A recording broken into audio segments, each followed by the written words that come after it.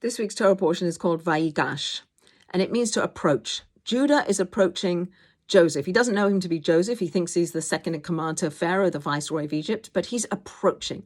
The word Vayigash appears 3 times in the Torah, and the rabbis instituted that when we enter into prayer, when we say the Shemona Esrei, the main prayer that we say 3 times a day, that we take 3 steps forward, that we approach God in prayer, that we recognize by our body movements that we're entering into a space and God is there and God is before us and we're praying to God. Judah says to Joseph, he says, "Be Adoni," which on the surface could mean, "If you please, my Lord." He's talking to the viceroy of Egypt.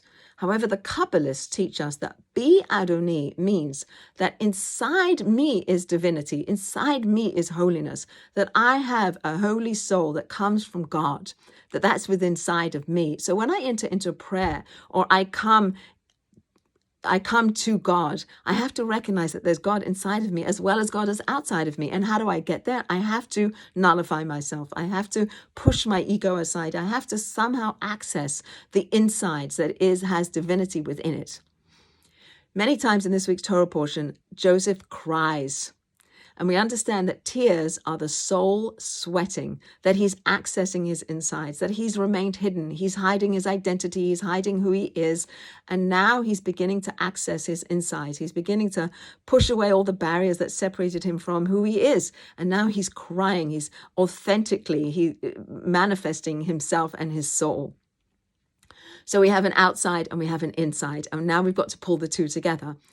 Jacob and Joseph meet up again after 22 years of separation. Jacob had no idea what happened to Joseph. He was led to believe he was killed, but he never gave up hope. He never had closure. He never really knew what to do with the fact that he never actually knew what happened to Joseph. He has all these feelings, and he hugs, when he meets Joseph, he hugs him, and we understand that Joseph is crying, but we also understand that what Jacob does with all those emotions is he channels it into a prayer, and he says the Shema, which ends with Hashem Echad, that there's a oneness to God, that is nothing but God. Ein od milvado, there's nothing but God. God is within, God is without, and that we exist within God.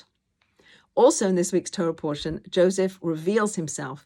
He declares he is Joseph, their brother. He says to them, "I'm Joseph, your brother."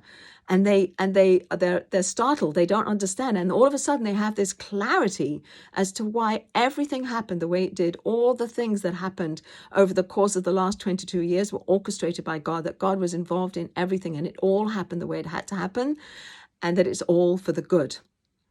We don't understand why things are happening, but we also understand there's nothing but God, and that God is in everything that happens. And we live in a world where it's not clear, and where we live with pain and we live with suffering. But please God, soon we'll understand why everything had to happen the way it did.